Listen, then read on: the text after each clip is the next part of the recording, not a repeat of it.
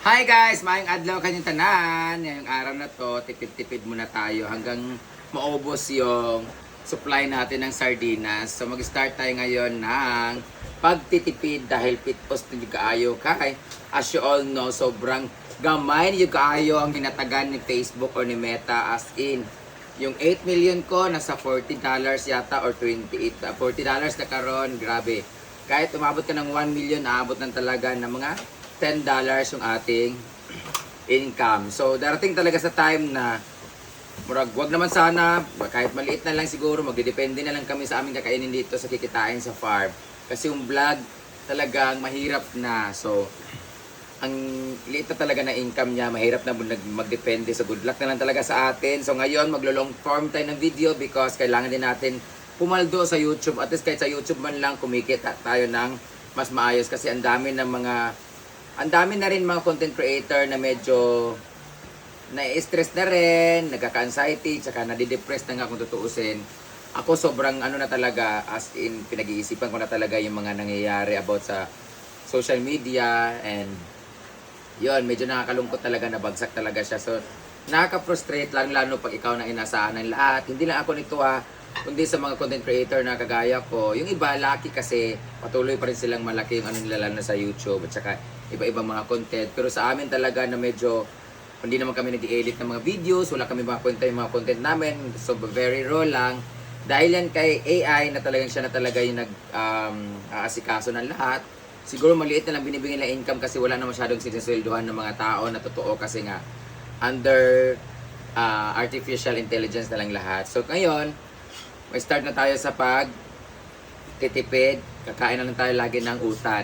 Minsan sakripisyo na rin yung utin. Utan na lang talaga lagi. Yung utin, minsan na lang talaga. Minsan magkadagan ng lalaki. Pagpamugos. So karon ang uulamin natin ay gulay na malunggay.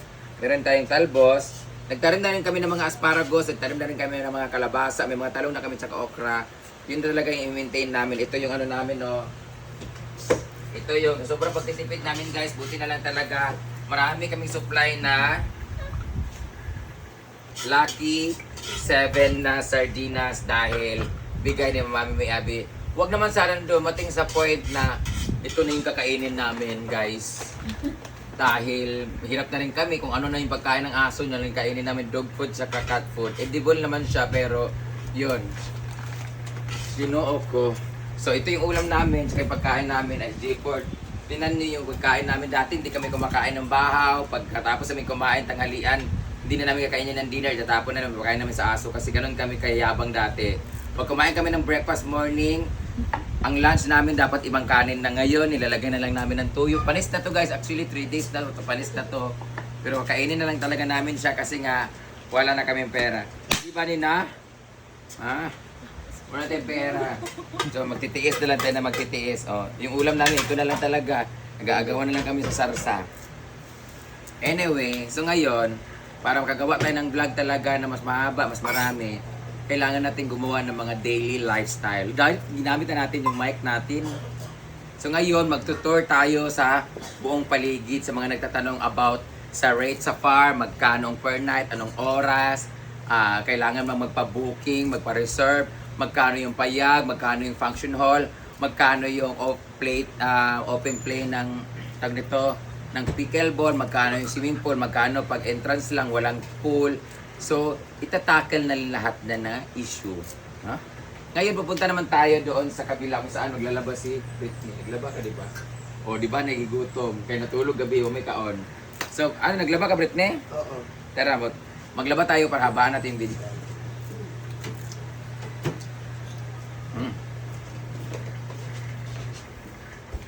Guys, sobrang hirap namin, guys. Tumatanggap na rin kami ng mga pasyente dito, guys. Ayan, sa ward number 1, meron na. Wala na pong dalaw. Wala dalaw niya, kay cremate na niya nato. Takloban na nato, kanay mo tambon na nato. Dito tayo sa ano. Hindi ko na talaga alam ang gagawin dito, guys. Ngayon, magkaano tayo.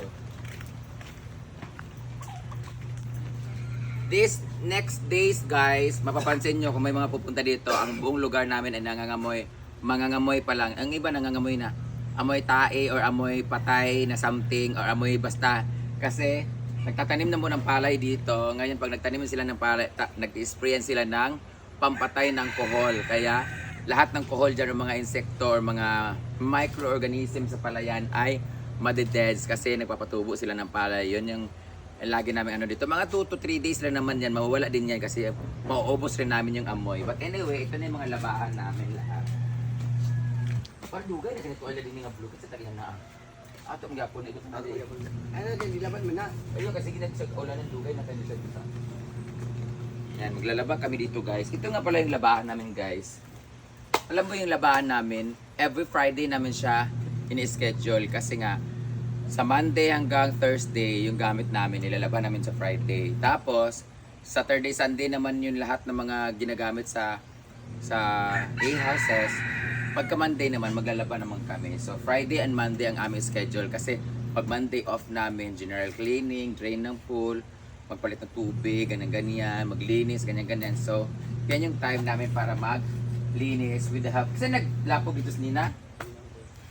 So, ngayon naman, puntahan naman natin yung bakanting lote natin na tinamnan ng ano. Ito ay isang advice to sa mga maliit na ng income ha. Ito yung best way. Ito pala nanguha si Nina ng mga grabing talong namin oh. Buti ba yung talong namin sobrang daming ano. May trabaho nina oh. Ha? May trabaho ganyan. Ito yung tinrabaho ni Nina yung kanal para sa fish ponds. Yung mga patuloy hindi na asikaso. Busog lagi dito. Ano man nadaan lagi? Ito yung fish pan namin guys. Yung fish pan namin hindi siya pinapakain ng mga floaters or anything, pero dumarami na yung isda. Nilinis na nilina na dito guys. Tingnan natin tumubo na ba yung ating ano. Nagtanim tayo dito ng asparagus, di ba? Tumubo na kaya? Wala pa kasi 3 days o 2 days pa lang. Sana tubuan tayo ng asparagus kasi dito na tayo kukuha. Ang maganda kasi sa asparagus kasi mura siyang kawayan, tumutubo na siya ng tumutubo. But anyway, tinanan pala ni Nina to ng talbos ng kamote, tsaka yung nilagay ko rin siya ng spinach. Yung kulitis guys na malalaki na version.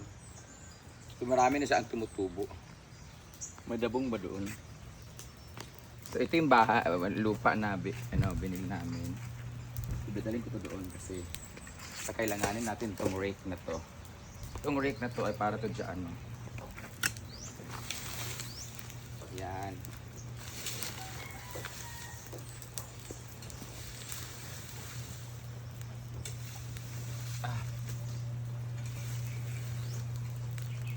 Grabe na yung hirap ng vlogging ngayon guys. Kailangan natin mano-mano sa pagtulong-tulong at pagtatrabaho.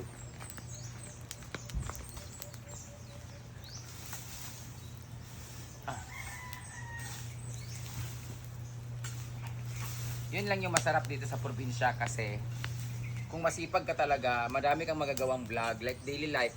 Di mo naman kailangan ng magandang content na talaga namang pag-iisipan pa na mga kung ano-ano mga script. Papakita mo lang yung daily life sa probinsya, daily activities, yung mga anong gawain. Madali lang. It's just that ikaw na lang mismo din magsasawa sa sarili mo. Meron nga YouTuber wala siyang ginagawang salita. Video lang siya ng video ng ginagawa niya. Pagising, hanggang sa maghapon na ginagawa, inaabot ng mga siguro mga 2 hours ang kanyang video sa YouTube. Pero yung ano niya, yung market niya sa YouTube, grabe, as in, wala siyang sinasabi, may kasama siyang aso, napapansin mo, may ganun. As in, hilig na hilig akong manood ng ganyan, yung daily life, yung province life. Mostly outside. Oo, tas parang, countryside siya, pero Pang country. hindi nagsasalita. Mayroon ganyan dito sa amin, sa taga-bukid ko. Yan, sa YouTube, makikita niyo sa kanya. Babae na no? Taga-bukid ko, lalaki na. Di ba? Yung mga nga taga laing nasa. Lalaki po, kato na siya kauban nga iro po. Itong isa babae. But I think it's time for me to buy SLR na talaga.